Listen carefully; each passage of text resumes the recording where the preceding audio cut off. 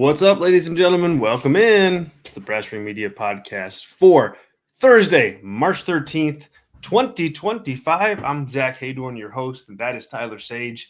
He is your other host today. What's up, Tyler? Hey, how's it going? Good to be here.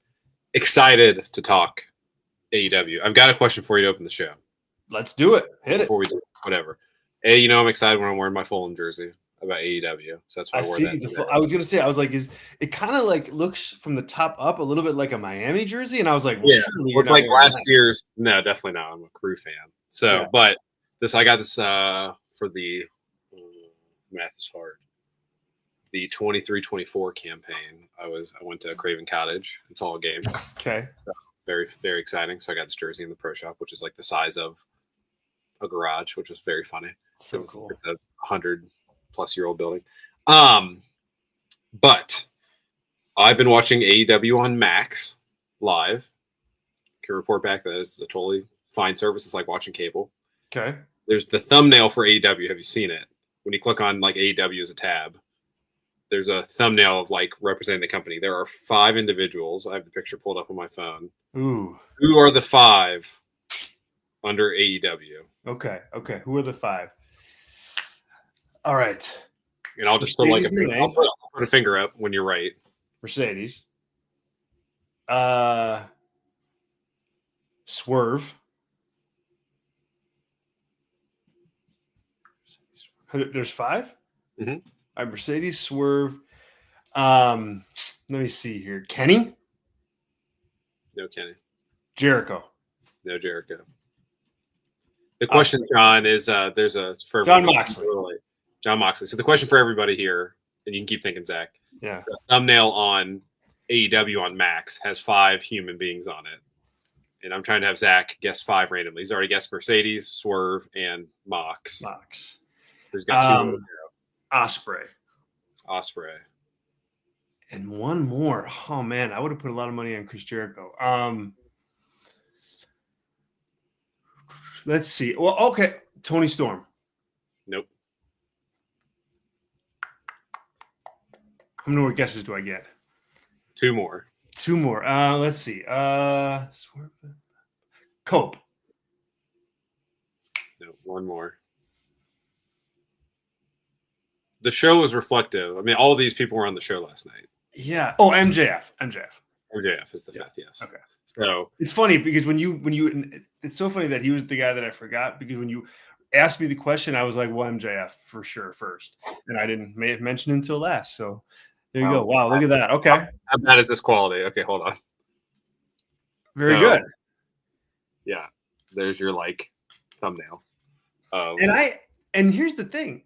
I mean, we're going to talk about yesterday for sure, but I think that's outside of Mercedes Moné, although she's certainly a big name, I think that representation right there is it's pretty much the representation you want, outside of maybe you can argue a couple other guys, but that thumbnail kind of does drill down at least where the importance should be on your show week to week. And last night, they almost got there with Mercedes aside.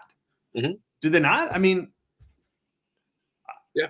I mean, we'll talk about it. I think your title of the video here is exactly what I was wanting to really talk about a lot, and that's really what was a huge breath of fresh air, an epiphany of what AEW's been missing. That's been hard to put your finger on. So we can get all the business out of the way, but that's really interesting. I love stuff like that. It's also you can do the same. I mean, you can do the same thing with any type of promotion at all. Like Raw on Netflix, I think is Punk and Rollins. I think it's Rollins jumping off something. Is the thumbnail? Yeah, I think it's Rollins jumping off something. But it's been Punk before. It might not be right now, but it has been. They changed that up quite a bit. But I'm sure they'll change this up a lot too. Yeah, probably was not that even. I guess it's been since January. I doubt that was the 5 in January. No, right. Exactly. No, that's really cool. And smart of AEW. We'll get into more of this in a minute. What's going on, everybody? Welcome on into the show. It's the Brass Ring Media Podcast. This is our second of 2 live shows right here on the One True Sport YouTube channel every single week. Tyler and I do this show twice, but we also have other Brasserie Media content that drops live here. We've got Robert's Nocturnal Knockout shows. Usually those go on the air as a post show of Raw or SmackDown or pay-per-views or something or other. We also have the Kick-Ass podcast, which is a Brasserie Media podcast. That drops on Saturday mornings. Every Saturday morning, 10 a.m. Eastern. You don't want to miss that show. It's definitely appointment viewing, if you ask me. That's also part of the Brasserie Media family. So check out the shows live on YouTube and after the fact on YouTube if you'd like. If you don't want to spend time with YouTube, though, we do offer these shows on our podcast feeds, wherever you get your favorite podcast. So just search Brasserie Media and you get all of those shows right to wherever you get your podcasts. Jump over there now and hit subscribe. It helps us out a lot for you to hit that subscribe button because it puts us in stronger algorithms and just puts us in a position to reach more people. So thank you in advance. We got Sean, who's in our live chat right now, that says Ashley is awesome. And yes, she is. If you're not listening to that show, you should be. It's a really, really fun show. Ashley does a great job, so don't miss it. We also offer Brasserie Media membership, and we've got a $4 membership tier. That's all it is to become a member. And as a member, you get a member-only podcast once a week.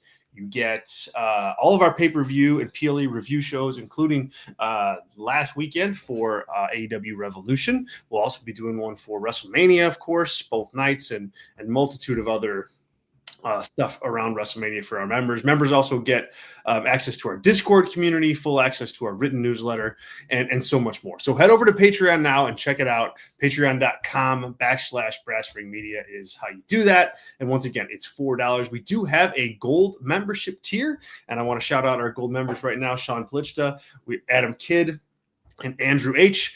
Thank you so much for your gold membership support. We do appreciate it. Couldn't do this without you and the rest of our members. So thank you, thank you, thank you. As far as today goes live during the show, the live chat is up and running. We got Eddie is in there. Joshua is in there. Our gold member, Sean, who you just saw, is in there. Thank you, Sean. Eddie, I think you already said your name, but why not twice? So jump on in there. It's always fun to keep tabs on what's going on in the chat. Also, our super chats are open as well. If you are able to make a super chat and suggest a topic or ask a question, we'll make sure to get to that, and do appreciate the super chats. It always helps us out and helps us keep this thing afloat. So thank you in advance. We're going to talk a lot of AEW today because we talked a lot of WWE on Tuesday, on the Tuesday show, which you can find in our archives right now. So jump over there if you want some WWE talk. We do like to spread the wealth throughout the week, and so this will be definitely more AEW focused. But it's a good thing, though, Tyler, I think, because I think AEW Revolution was a good show, top to bottom, for the company, for AEW as a whole. And sometimes coming out of pay-per-views, it's always felt like AEW's resetting, but that they reset pretty darn quick and kind of just leave the pay-per-view in the past where it was, and not give it proper follow-up that you can leverage to impact future storylines, future character development. And I thought one of the best parts of last night's show, and I thought last night's show was excellent. It was excellent without like crazy 5-star matches, like, because I don't think it really had any of those. Like, I don't know that it even had like a 3-star match on it. And I say that with the like utmost respect to them, because they focused on that AEW Revolution fallout first. You got promos on the show last night from Kenny Omega, Will Ospreay, MJF. Backstage promos, you heard from Jon Moxley, Cope, and Swerve Strickland, and Mercedes. Tony Storm also had a promo. And Tony Storm was on TV too. So I mean, like, you got all your top matches and your top stuff that happened on the pay-per-view all had fallout, and it all had fallout from a content perspective that I thought addressed what happened at the pay-per-view and used that to like pivot and go whichever direction that they're going. And I don't know that we've really seen that before in AEW. So that to me was like the highlight of the show last night. We'll talk about the world title picture here in a minute, of course, but what did you make of just the show's structure being a little less reliant on, a 20-minute classic and more reliant on just hey, we need to get where we need to go. So let's put the time and effort in to do that with our top talents. Yeah. So this is very funny. Is this the is this the exact opposite of what we're talking about with the John Cena stuff in WWE? Like the follow-up is not there and the follow-up is here. Right. What a strange world to live in. Yeah, like exactly. Like it's like what, it'd be like, okay, you could get away without hearing from Will Ospreay, but it was way better to hear from him right after that match, declare the Owen Hart Cup thing, and you just had a little bit more momentum. Could you do it next week? Yeah, you can. Can you do it 3 weeks from now? Sure, you could. But capitalizing on the momentum of the pay-per-view is smart, and WWE did not do that. Yeah, it's just interesting. Like, we're talking on the review show of the pay-per-view, like how good a lot of those shots were from like a directing perspective, like the production truck. I don't know if they've hired somebody new, because this is like almost a 180 from like a production standpoint for this company. Like that entire show last night, I was shocked by how much they recap things and how much they followed up on things and how much the show had a theme where everybody is like interacting with other people. It was just like almost a completely different promotion from like a TV product than it has been for a long time. So, and all that is like a huge thumbs up. And it's just like, I don't even remember what your original question was, but just grading the fallout, or like grading, not just the fallout, but like, because we'll talk specifics in a second, but just like the overall theme, I guess. And even like people with the week off were impactful, right? Like you as much as you needed to, you sold the main event for next week by having like stuff filmed ahead of time. Swerve segment I thought was really good, even though that was, filmed ahead of time. All that stuff worked really well. But yeah, the theme of the night is everyone's going for that title, as you have here. It's just like for everybody that we're talking about on shows like this to be like, yes, I want that world title, which is just the exact opposite of what this show has been for ever. Like, has it ever been like this where multiple people are like, no, I want to be the world champion? It's always been like, hey, it's this person's turn, so now we're going to tell a story in their little pocket, and that's what it's going for. And, I think that's a lot of what WWE has done well with the Bloodline stuff, with Cody's story, and people want to support that, and like other wrestlers interacting out of their silo. And that was on full effect last night. And it's something that I don't think you can even overdo. Like, I know we'll talk about MJF and Hurt Syndicate. Like, whether anything comes of that or not is like, I think, open for debate if that's good or bad. But the fact that like MJF is interacting with MVP in that way, I think is super effective, whether anything comes of it or not, as opposed to MJF just going out there and cutting a promo and leaving and calling everybody, Fresno freaks and all that sort of stuff. Right. So,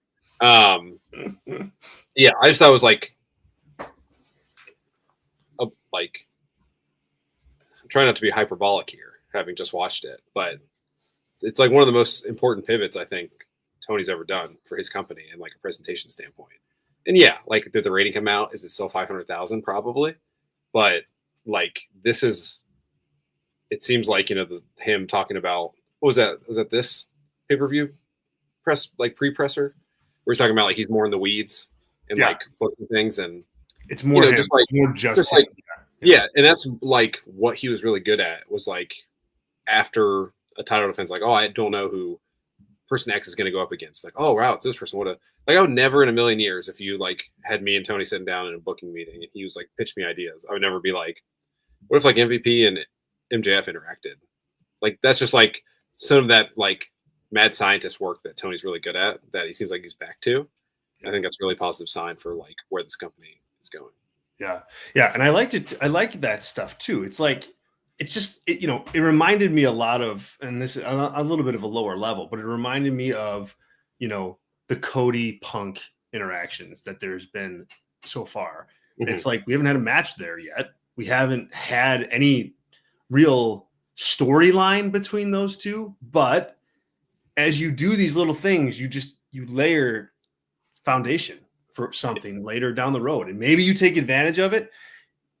And if you do, great. If you don't, you've just had television shows with really cool promo segments with Cody and Punk on them. And this was like the same thing to me. It's like they didn't promise anything here. You know, it's not like MJF has said, I'm going to make a decision on this day about whether I'm going with MVP. But it's like, maybe they'll pay that off. Maybe they won't. They don't have to because they didn't promise anything. But it's lingering. It's out there.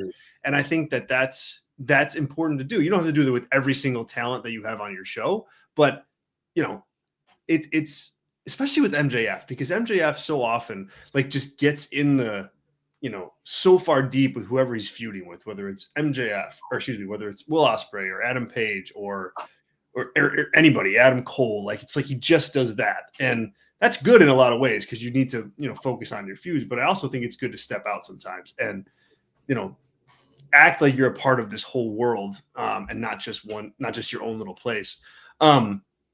Let me get to some chats here about this overall discussion that we're having. Sean says here, AEW should do that all the time. It's hard to give them credit, even though they never do it. LOL. Well, hey, look, I we analyze this show and we talk about AEW, Sean, on a week-to-week basis, and we're grateful that you follow our work while we do this and you participate.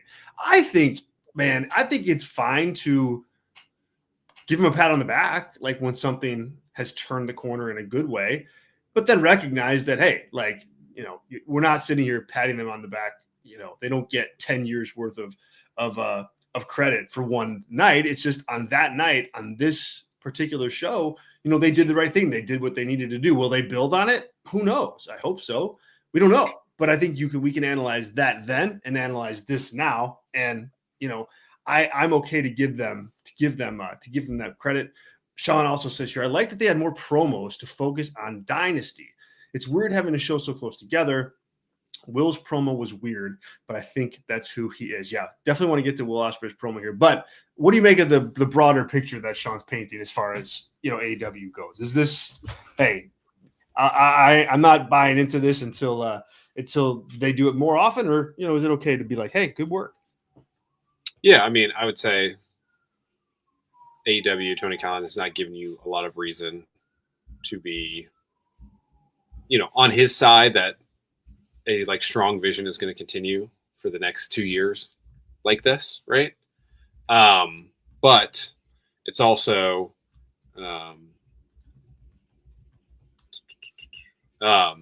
it is one of those things where it's like no better time to start than the present, right? And that's kind of how it feels to me. Yeah. And that's all like vibes and all that stuff. But like, it feels like Tony Khan is like the most locked in he's ever been as a promoter, maybe since October 2019. Yeah. And I don't know what gives me that sense besides a show like, I mean, this Revolution card was an incredible show. And like, it's, you know, we're a couple of days away from it, but it's going to be hard to not be like the show of the year, in my opinion. Now, will WrestleMania be a bigger spectacle? Will All In be a bigger spectacle? But I don't know if those shows can match up like match to match. And that just depends what you're looking for as a wrestling fan, right? We have that show, then you have this show, which totally sets up, you know, the road to All In, right? And that's what we've been clamoring for. And the promotion is at a spot that's different than WWE. WWE is focused on Cody, Cena, the story, which is great. And we talk about that a lot and how we like that. You know, the rest of the card we're a little dubious about on like top to bottom if there's 12 matches. And I don't feel that way for AEW. I feel like they did last night what we've been wanting them to do. And this is one episode, so I totally get it. But, you know, you had a main event with Orange Cassidy and someone that's not in your promotion. And it was totally a fun show. It was like, you know, Penta and Chad Gable main eventing Raw, which is probably going to happen. We wouldn't bury that, I don't think, if it's a fun show. So to the point here is I, for some reason, have faith in AEW over the last couple of weeks to have a vision going forward that can work in multiple levels, right? Like, am I going to be pissed if Jon Moxley beats Swerve Strickland at Dynasty and we're holding that Moxley getting beat by, you know, that'll suck, but then it's going to be probably Ospreay to beat him in a big moment, and that's going to be fun and a good story to tell, right? So either way, it doesn't feel like, okay, now it's this person's turn. Now it's this person. It feels like we're out of that era of Tony Khan booking, where it's like, hey, Hangman, it's your time. Hey, Kenny, it's your time. Hey, MJF, it's your time. All that sort of stuff. So I don't know why. I just have like a good feeling about where this company's headed and Tony Khan's buy-in and locked-in nature of it. And maybe it's because it's the off-season for the Jags. I don't know. But well, yeah, that news story today. He's not even really a news story. Who said that about the Jags off-season? They said that basically, I forget who said this, but it was basically the Jags are bad because the ownership is too focused on AEW. And I'm like, I don't think that's accurate. Yeah. And Tony is not. Yeah, he's not like he's like the GM. Like, yeah, I mean, he might be as good as Bulky is. He's True. The worst GM in the sport, so maybe they should focus more on it. But yeah, right. Maybe they should, but they're not currently. Tracy here with super chat. Thank you, Tracy. Appreciate you. Tracy says Tyler is 100% correct. Look at that. How does that make you feel on a Yeah, we got to talk about the Beast as well since Tracy's here. I did feel for you, Tracy, last night. I thought it was his chance to shine. The Beast. Yeah, he didn't. I mean, it was a good match, but you know. Yeah, I mean, your best friend. That's probably we'll talk about it. What you interviewed Mike Bailey? I probably interviewed him like 3 times. Yeah. So he's hit me. He's kicked me in the face, not on purpose, but I think I've told this maybe on the Torch days. I was at a GCW show in Detroit, and his opponent was like on the ground. I was like on a seat against the stage, and the guy was like, "Move!" And there was like people next to me that were not very mobile, and they did not move. And Speedball Mike Bailey like shin guard right in the face. It was like, he's got to get his shit in, man. And I was like, "Do I sell this?" But I was like, "I'm not in hard cam. It's fine. I won't sell it." And of course, you sell this to yourself. Holy. Yeah. Okay. Thank you, Tracy. Yeah, we'll get to the Beast and we'll get to Mike Bailey here in a minute. But the world title picture. This is another positive coming out of last night. You have all your top guys, or like I think you're who are your current top guys for AEW in Tony Khan's mind, and that's Swerve Strickland, that's Jon Moxley, that's Will Ospreay. That's of course, and Cope right now, Jay White, MJF, Hangman. Those are like your top men's talents. All of them last night made some sort of reference to the AEW World Championship and how that's next for them. I thought that was tremendous. I thought that was like the second best part of the show is that you've got your talent all angling, that they're all angling that direction. They're all angling that way. They're all looking at and focusing on that world title. And I'm a big believer in like when you establish that, that type of hierarchy on your show, when you establish that this is the top thing and this is what everybody's going for. Once you have that set, everything else can fall in place underneath it, whether that's Kenny Omega's stuff or whether that's some kind of, other blood feud with MJF later on. I mean, everything kind of lives under the roof of we're here to win world championships. And I thought they established that last night. Not everybody's going to get the title shot, right? Will Ospreay called that out. He said, hey, I feel like I'm a couple places removed from the title shot here, but I'm still going to work towards it. And how I'm going to do it, I'm going to enter the Owen Cup tournament. I'm going to win that, and I'm going to go to All In, and I'm going to wrestle in the main event, and I'm going to win the title. Like, that's good. He has that path. Swerve has his path. MJF is going to find a path at some point. Cope has his path, next week. So I just thought they did a nice job of establishing that. The Will Ospreay promo, we got a super chat on this, or Sean, gold member chat on this. Sean says here, Swerve should be the guy now, the more I think, because Ospreay will have his time soon. The title needs to get off of Mox. A rematch with Cope is what it is. So there's a lot here in the super chat that we can use, or this gold member chat that we can use to bounce off of. Will Ospreay, his promo, as you mentioned a little earlier, Sean, I thought it was weird too. Initially, I'm like, man, where's he going with this? Like, where is he going with this? This storyline about his wife and not doing a move off the top of the cage, and like, it kind of was all over the place. But here's the thing. I think that there are, like, exceptions to rules, right? There are some of the best, okay, let me put this let me just give another example here. There's like Bruce Springsteen, right? I love Bruce Springsteen, one of my favorite musicians.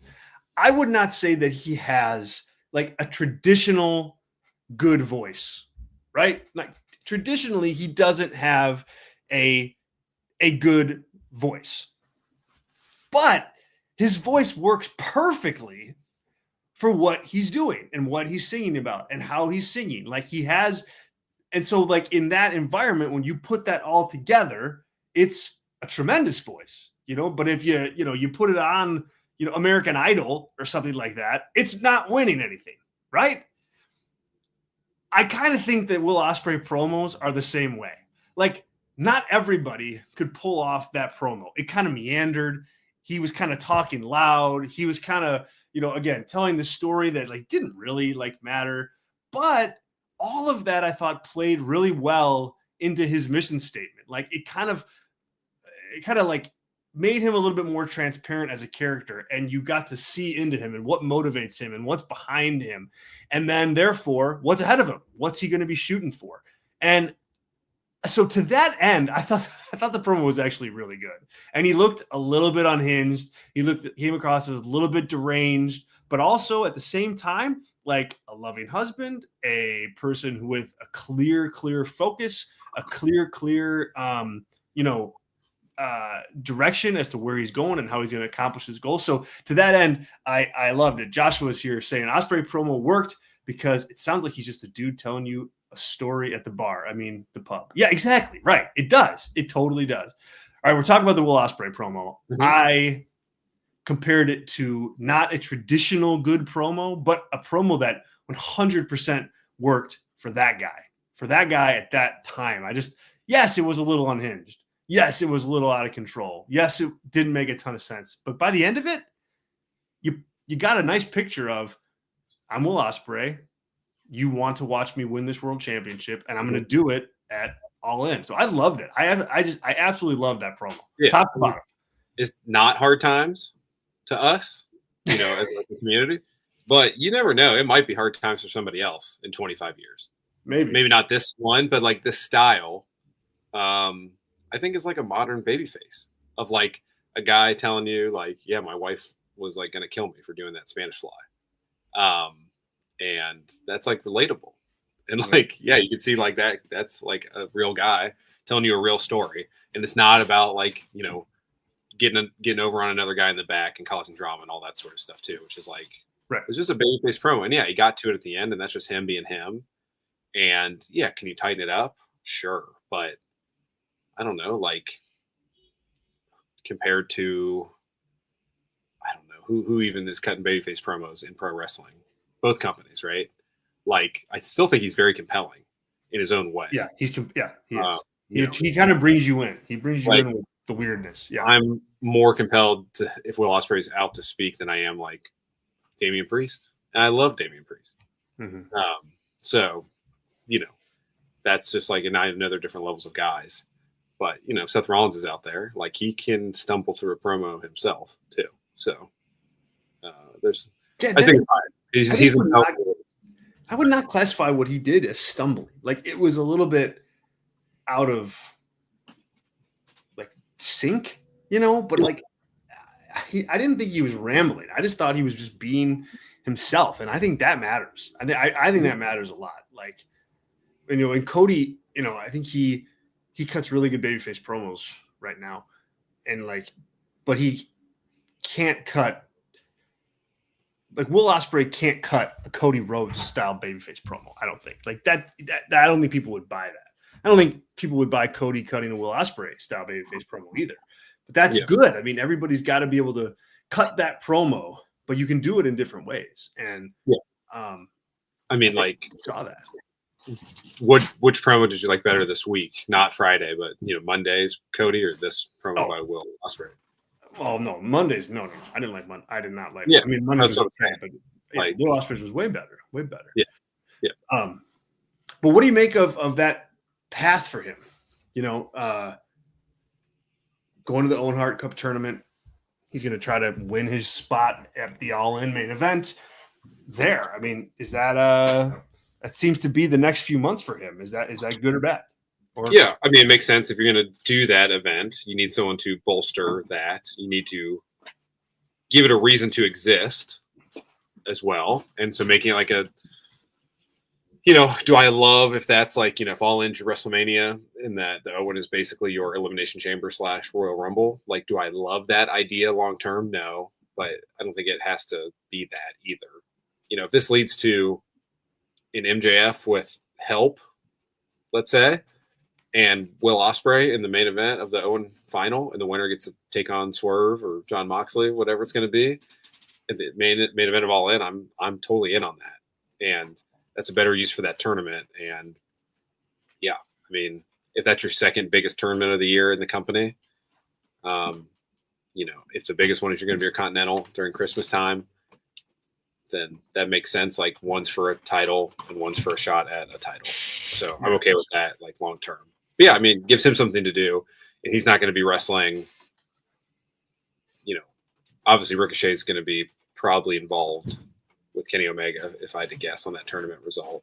But, it probably would have been like Ricochet and Ospreay in this pay-per-view if you didn't have this for him. So I think this is a better alternative to get him a qualifying Owen match probably at the pay-per-view and build to that.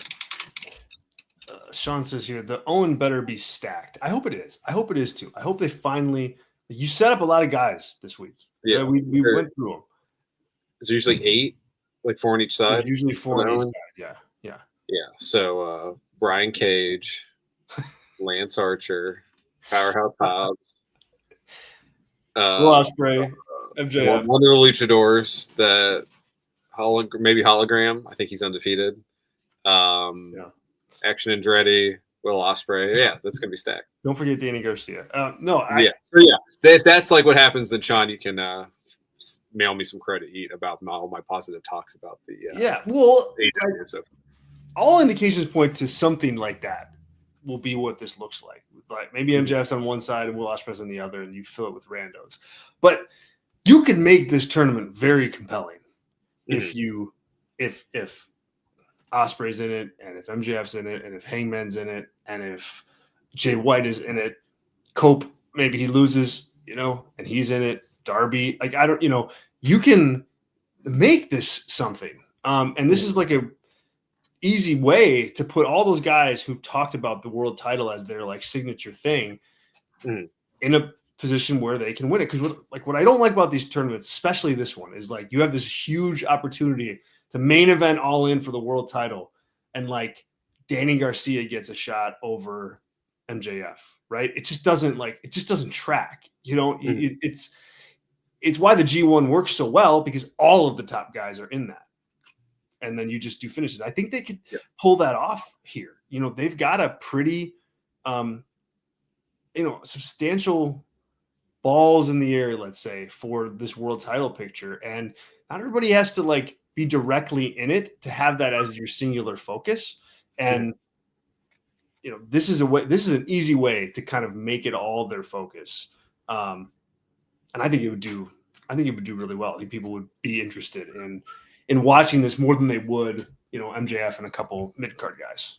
Yeah. Especially if it's like key main events of Dynamites and on pay-per-view to get like, is it like Fletcher and MJF are on one side? And like, that's fine for like a tournament semifinal. Like when are you going to see those two wrestle? Probably not unless you're in a tournament.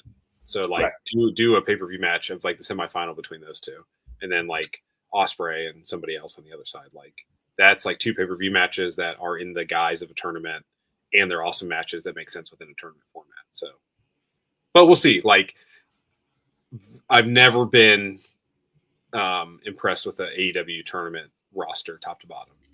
Mark Briscoe is certainly like in this. Yeah.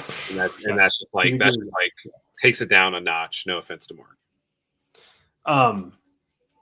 Okay. So we talked about Will Ospreay. We talked a little bit about MJF, but I want to go more with that. There was some substantial follow-up to him and Adam Page too this week, and it doesn't make it seem like they're going to necessarily have a match with one another next. But They might, but it seems like MJF kind of like accepted the loss and is like, you know what, Paige, like, I'm going to be winning world titles. You're going to be falling down the mountain because that's what you always do. And yeah, you beat me, but I'm still going to end up in a higher place than you are. That I thought that was like pretty strong way to continue this, especially if you're not going to go to a rematch. It's like you put a pin in it. It's got some heat when you want to go back to it, but for the time being, you can separate them and they can go their own separate ways. So I liked the follow up there, and I liked MJF's reaction to the loss. It seemed like it impacted him, but then as a heel, he kind of just shrugged it off. Was like, no, I'm fine. It's not, that's what a heel would do. I thought that was an effective way to kind of keep it on the side burner without having to go to it at Dynasty. If you don't want to, they might still, but like, if MJF's not in the main event, right, which is probably not, that's a way to do like the one death match, and you can do it between those two again, and that feels like a big time match that everyone wants to see, and to do it and space it out like that, I think would work tremendously. Yeah, for sure. And both Paige and MJF I thought were really good too. Like they were compelling like characters. It wasn't just kind of tropey lines. It seemed like they hated each other, and I thought they struck the right tone with that. Absolutely. Kenny Omega opened the show and just kind of celebrated the fact that he was international champion. Got a big reaction, got a big star reaction, and then I thought he cut a fine promo about coming back and being champ and how he's going to continue to make the international championship international like Takeshita did. He wants to take on the best of the best, and the winner of this 4-way or this eliminator tournament is gonna face him at Dynasty. And he's paying attention to that. I'm just paraphrasing here. What do you think of that? What do you think of him out there? That promo, and I thought he kind of like. I thought he was good, but I also thought it's like, dude, this is why like that promo would be perfect if you were holding the world title and not the international title, because you just pretty much defined what a world title is, and you didn't differentiate what the hell the difference is. I don't like that. I still don't like that, but I do think Omega looked good out there, and I think that was one of his better in-ring promos in quite some time. Interesting. Well, I mean, quite some time because he hasn't done many, obviously. Yeah. No. I didn't like it very much at all. So really? Okay. Yeah. I thought it was very short. I was like, okay, we're cutting off Kenny so we can get him and Shibata to stare down. This is stupid. For a squash match. Where were those guys? Because they entered behind the camera.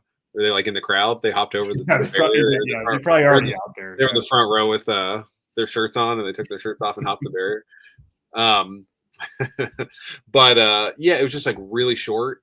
And I think it was purposely on very short. But yeah, I mean, it was like totally fine. It just like there's just different levels of Kenny, and just like Kenny on Dynamite is not the Kenny that you want. I mean, you want post match promo Kenny, not to open the show promo Kenny, and that's where his strengths are. And I don't know how to get that if I'm a promoter without burning a match with Kenny, and I don't really want to do that. So everything he said was fine. It's just like the substance of it. I don't know if that would be the direction I went with this promo of like, I want to fight the best, and you're going to be taking on the winner of Orange Cassidy and Ricochet. So, when you're like, good point. Down, fair point. Like, if what's Gabe Kidd? He's free agent, right? Or is he with AEW? No. I mean, he's in the New Japan Cup right now. So yeah, but didn't he was the contract up and he's like gone? I think his contract's up. I don't know if he's re-signed though. Yeah. Okay. Because I mean, if you can do Gabe Kidd like before Okada, I think that's really the way to do this thing. And if you do like, if you tell me on paper it's Takeshita, Ricochet, Gabe Kidd, Okada are the next 4 matches for Kenny Omega, like from 2 weeks ago, and you gave me that lineup, I'd be like, yeah, I'm in. Yeah. So if we get there, that's great. I just didn't think the promo was entirely effective, and if you have him out there, I want, and also like, it's so interesting, and I know it was like a 20,000 seat arena with 3,000 people last night, which you could tell by the camera angles being like, microscopic on some of those shots there, that they were not going to turn around. But crowds are like in awe of Kenny but don't cheer for him very loudly, if that makes sense. And it's an interesting dynamic. They're almost Japanese crowds with Kenny, and like they will scream hurt, we hurt people with MVP out there, and that's good, and they're hyped for a lot of stuff. It's just an interesting dynamic that the crowd, when you're watching on television, doesn't portray that Kenny's like a huge star, even though you pan across the arena and every person they show has a Kenny Omega shirt on. So well, I think it's kind of like, I a little bit blame, the promotion of him for that, because they promote him kind of like as this thing that you have to see, but not necessarily like a star that you should like cheer for and get behind. You know what I'm saying? Like, it's like, come see, you can't miss Kenny. You can't miss Kenny Omega. He's this, this crazy, athlete. And he's the, I don't know what the hell's his nickname these days. Is he the belt? He's not really anything right now. Yeah, whatever he is with the matches or big match Kenny or whatever. Like, there's this enigma to see, and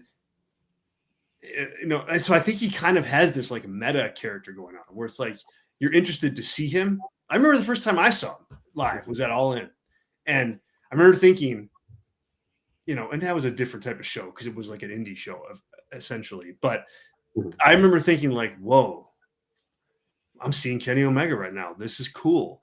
And I think that like there's a lot of AEW fans that feel that same way. Yeah. He's taking on Penta. This is strange. Thought they would do a bigger match than this, but right. Right. And it was Okada, and he's taking on Marty Scurll for 55 minutes. Oh my God.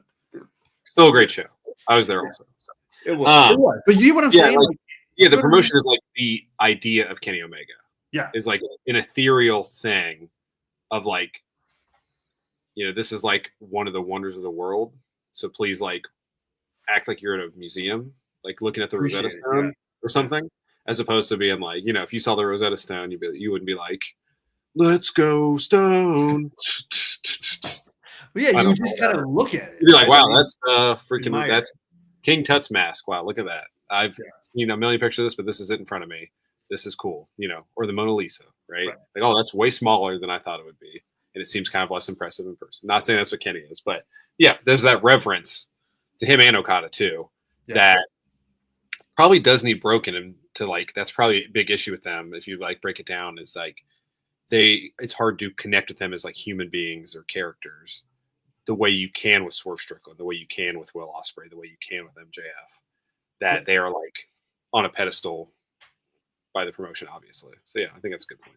Yeah. Yeah. And the thing with Kenny too is, though, I think just with like a minor little tweak, that you could change that. Like, I think you could get people behind him. Like people were behind Cody last year, like people are behind Swerve now. Like, I think that's on the table, but it doesn't seem like, based on how they booked yesterday's show or coming out of Revolution, it seems like Kenny's not on that upper tier. Like, he's treated like this kind of like legacy guy, but he is a tier below Swerve and Ospreay and Moxley. Like, they're going to do the world title thing, and he's going to work down to like the levels of the Orange Cassidys and the Ricochets and the Mike Baileys. Like, and maybe, I mean, look, at least he's defined. If that's, if that's the case, at least, okay, that's what it's going to be. And that's all I've ever really asked for. Like, hey, define these guys, define the guys that are supposed to be in different spots on the card. And it's just, I think you could focus on Omega more, but if this is how you're going to define him, so be it. Yeah. Yep. And we'll see. I mean, it's one of those things where it's like you said, if you have 6 guys that you're in that world title scene, it can get muddied pretty quick. And like Kenny and Okada are guys that take a lot of oxygen up. So it's like when you put them in there, it's like, do you define everyone else down by putting them in? I don't think so. I think if Swerve or Will Ospreay are champions and Kenny wants a title shot, you could do it and then do it later if you want Kenny to win it back. Like, I don't think it's the end of the world. Not every title shot needs to be like, all right, well, that's your only shot against this one person. Right. Yeah. No, I definitely agree with that. Let me check my notes here to make sure we don't miss anything. Tony Storm, another kind of big fallout promo from AEW Revolution. And, she kind of has a potential new challenger on deck in Megan Bayne, who attacked her. Megan Bayne also attacked Willow Nightingale and Chris Statlander. So that I thought there was a good use of Megan Bayne last night. Like I remember when she made her debut, I was like, wait, you can go back and check the tape on this. I was like, wait, what? Like Megan, like you brought this just incredible talent in from size perspective, look perspective, strength perspective, and like she basically gets nothing in that match and then just nothing for a couple of weeks. And now they're finally doing something with her. She gets a couple wins. She gets to attack 3 people, world champion. Like, I don't know how it's going to go with her, but like, you can't go halfway with somebody like that. It's like, you got to go in. She does have a special ability that no other wrestler has. In kayfabe. What's that? You can't hit her with a chair. It just like, it stops you from comprehending what to do. I forgot about that. Yeah, that's like a pretty good skill to have. So you can't undersell that. Skill to have. Yes. It's like Magneto with the chair. She just like forces it away from her body if it comes at her. So yeah, but I mean that was terrible, right? I mean that was just horrible. And like this is a lot more. It seemed like this was a concerted effort to like put her at the forefront of people's minds, the women's division. So talk about her, talk about the Toni Storm promo too. Well, there's a lot too with the Mercedes thing too. And Mercedes, yes. Billy Starks is getting a match next week, presumably. That's what I inferred with Mercedes. Yeah. Like it's the opener and then the close is the world title scene. Are they somewhere big next week? They're trying to like sell tickets last minute here, it seems like. I think I don't think they're anywhere big, but okay. But that's all fine, man. I'm excited for the show. But it seems to me like Megan being involved with Toni and with Willow and Chris, is this like a pay-per-view like 6-way where it's like team Toni versus team Mercedes? Because like Megan Bayne definitely takes the role of Camille, and that makes a lot of sense for what they want, a story that they wanted to do here. Mm-hmm. So that's the vibe I'm getting here more than like it's going to be Bayne and Storm. It's like the Billy Starks thing is happening already, which is fine. That's where it needs to be. It does not need to be on a pay-per-view. So I feel better about that happening and getting, Billy a match against Mercedes. That's great. So, hold on. You think it's you're saying it's, Bayne essentially helps Mercedes beat Billy Starks and just sides with her? Yeah, something. I mean, just like to have Megan Bayne interact with Toni and with Willow and with Chris Statlander makes no sense to me if you're not going to do like some multi-person match at the pay-per-view. Because it eliminates needing like, again, I'm sure Toni doesn't love it either of being like, well, okay, we know kind of, it's pretty obvious to see what the trajectory is. We don't want to burn it until we get to All In. So maybe one of these we do a multi-person match and take some inspiration from a WWE, right? Do a multi-person match that has some heat behind it to not burn, okay, here's this newcomer against this person. So hopefully, go ahead. Man, I hope they don't go that route. I mean, I really like, I think it'd be better for Bayne to just kind of just exert her dominance over everybody in the division, like, and just start positioning herself for like a singles run rather than being in the background. Like, I think she's I don't know that it seems to me that she has more to her than Camille did and does. And so where Camille, like when she was in that kind of like heavy role for Mercedes, like that was kind of like her ceiling. Like this is pretty much the best she's going to get. I don't know that she had much more there. I think Bayne does. So I don't know that like saddling her with that is a good idea, especially when Toni Storm is going to need world title challengers here. Sean says in the chat, I just don't think Megan Bayne is ready for a moment like that. We haven't even heard from her yet. So, I mean, where do you think, or where are you on that? Is Bayne somebody that they should look at to like get behind? Is this monster heel that you can feed to Willow and feed to Chris Statlander and like feed to Toni Storm, or is she not ready for that? I mean, it's all relative to me. Not many people on that roster are ready for anything close to that anyway. So, we talked about this at some point. You're like doing the top 4, and it was hard to find that like 5th woman on the roster. That's kind of a problem in all of women's pro wrestling, the way that people are positioned and their characters are portrayed, that there's like a big girth in the middle of like, these are all upper mid card, but there's very few stars currently. that can work and are star characters in the business. Mm-hmm. And both companies have been lacking on that compared to the male aspect, and that's obvious, but feels more acute now than ever. But yeah, I think it's fine. And maybe I'm out of order here. Maybe it is Megan Bayne and Tony Storm, and then Mercedes for somebody. Then maybe the in between, the Double or Nothing is like, or the Blood and Guts match is like those groups against each other to then lead to Tony and Mercedes. Whether that's the ultimate goal here, if I'm a booker, is how do I get to Tony and Mercedes and make it feel huge? Right. And like I kind of want them interacting before a little bit to be that all in, be the crescendo, as opposed to something else.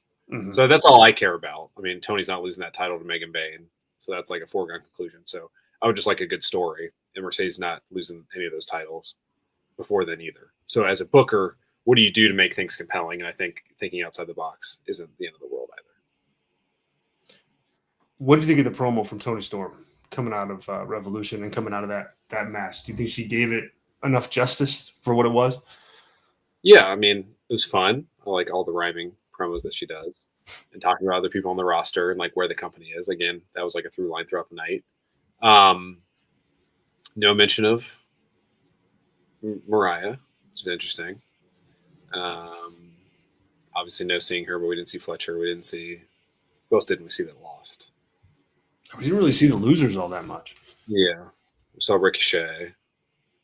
We saw MJF. So we didn't see Takeshita. So yeah, I mean, it's not the Takeshita.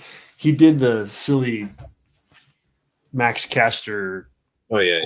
I skipped thing. Yeah, I was a little delayed, so I skipped that. So I'll be honest. And that made no sense. That was like probably the worst part of the show, honestly. Yeah. So yeah, but yeah, all that is good. And like, what's next? Without saying, "Hey, Mercedes, you and me, July 12th," which is still too early to do that. I think it's just not the. It's like, I guess were they doing that for this would essentially be WrestleMania 3 because it's the third All In, right? Mm-hmm. I guess they were telling those stories that long term back then, but it's a little different too. You didn't have a bunch of shows in between that you had to promote. Also, you had Saturday Night's Main Event. Yeah, I mean they still have one show. They got Dynasty, and they've got Double or Nothing. So you got to sell $100 more in pay-per-views to people before that. Yeah. So yeah, I thought it was good, and it was entertaining and a nice like, hey, here's me, I'm the queen of the division, and here's like the state of the business. So I thought it was good. Last thing here before we ride off into the sunset, Mike Bailey makes his debut for AEW last night in a good match against the Beast Mortos. Mortos takes another L. Sorry, Tracy. Mike Bailey is a talented in-ring wrestler. There's no question about it. He's somebody that can work with anybody, any type of style, any type of anything. He, first of all, you can go find it because he's worked everywhere.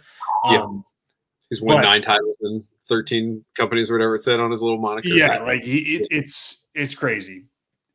And so he's a really talented guy.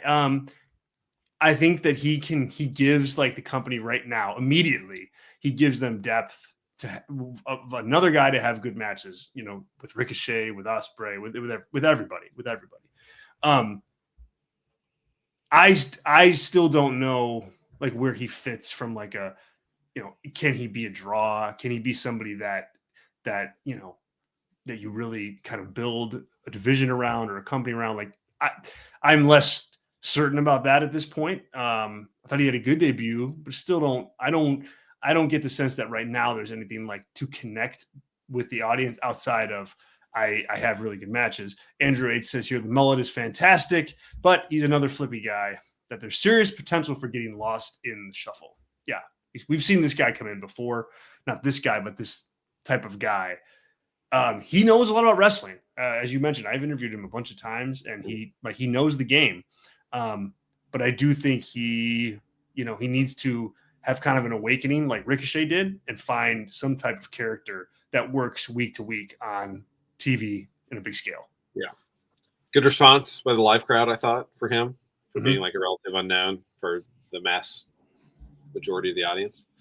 I mean, he needs to latch on to, he doesn't need to be Wheeler Yuta, but Wheeler Yuta certainly still, you'd rather be Wheeler Yuta than a number of other guys of his same ilk. Like I'd rather be Wheeler Yuta than Danny Garcia, personally, if I had to choose a career currently. Like, at least I'm in spots where I'm doing stuff, and there's like an arc with the character. I'd rather be him than Sammy Guevara, stuff like that, you know? So I think latching on to a veteran and either like being someone who's going to stab them in the back or someone that's going to turn babyface on them, certainly my goal would be if I'm Tony Khan. If Christian's about to drop Nick Wayne, and let's hope Kip Sabian, just for all our sakes, I think Mike Bailey's a good person to add. Or Mike Bailey tags along with Edge and he's like, hey, you do flippy stuff. Let me teach you how to wrestle like a man.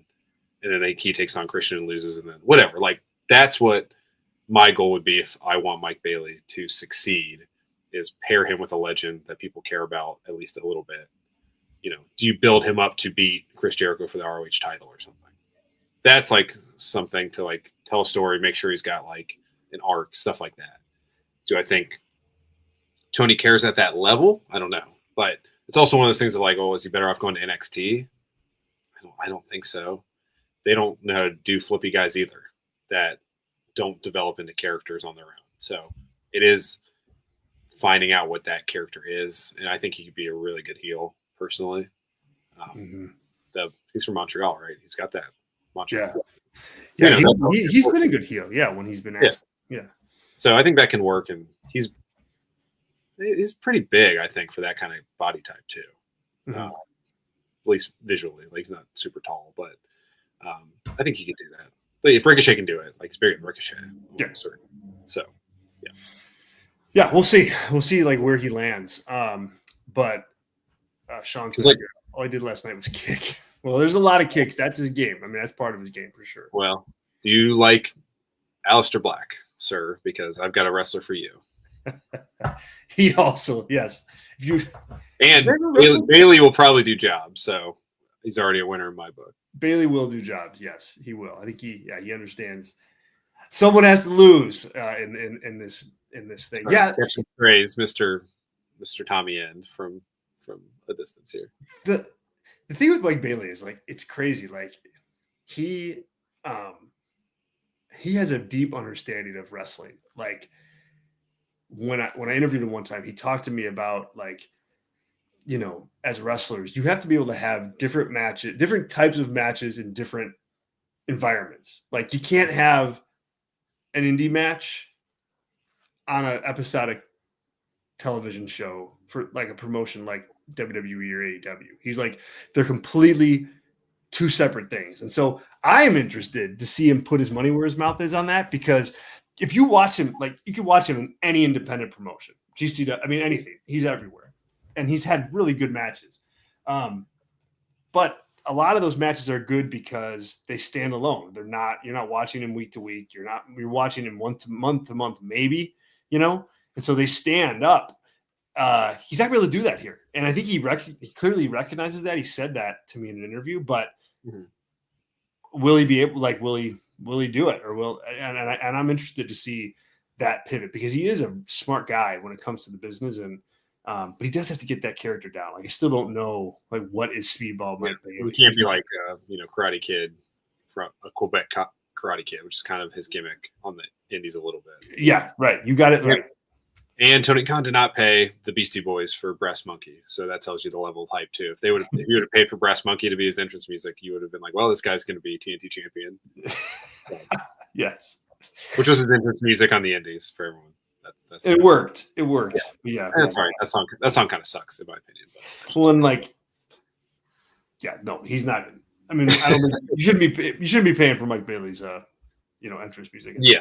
Which has been a good trend for Tony. Like, he's putting money more in production than he is on, millions of dollars for Final Countdown twice. Yeah. Andrew H says here, our buddy Adam pointed out how he looked like Ricky Steamboat. Yeah, I mean, he is kind of like, there is some Steamboat in him for sure, as far as like the look goes and the kicks and that kind of thing. Mm-hmm. I'd agree with that. I would not do that if I'm Tony listening to this. I would not pair him with Ricky. Don't play. Yes, this is not a suggestion. He just looks. Yeah, if you do, have him kick his brains out and make him a heel. But that's the only thing I would do. Yes. All right, guys, we're going to wrap up the show there. Thank you so much to everybody who joined. Thank you to our gold members, Andrew H., and to Sean Plichta, and to Adam Kidd. We appreciate you. Thanks to everybody else who joined live, Eddie and Fernando and Tracy and so many others. Joshua, thank you.